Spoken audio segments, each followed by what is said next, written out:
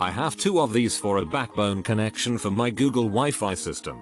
I also have 8 Reolink 4K PoE cameras spread out between the 2, one in the basement and one in the garage, and they are both working well and keeping speed steady. Not a bad little PoE Plus switch, limited to 60 watts total across all 4 PoE ports, 30 watts per PoE port max. Would like to see a better wattage reserve if future releases. I find it amazing that there is not a great solution to power 1 to 4 802.3 at APs without a bigger switch or a bunch of individual PoE injectors. I'm starting to look at the multiport PoE injector kits that sit in front of your switch. Kind of a good idea and allows one to keep their existing GB switches. Plug it in, wire your router and devices and go. No fan, which is good as the switch is mounted in the attic, so I don't have to worry about dust causing overheating.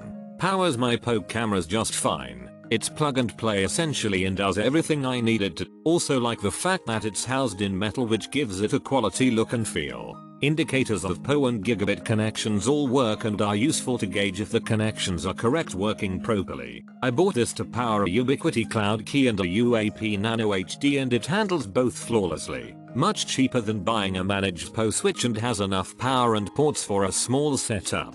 All metal housing and a big beefy power supply means this should be solid for years to come. Also, it doesn't have any noisy fans. It just sits quietly on my desk. It works. I bought this for the PoE, Power over Ethernet. I am using an access point that relies on PoE and it works so far. I had trouble deciding whether I want more power or greater multiplexing bandwidth, but I decided to compromise somewhat on power because the AP is the only thing I have that needs PoE. If the third calls for more devices powered using PoE, I may then make a purchasing decision at that time.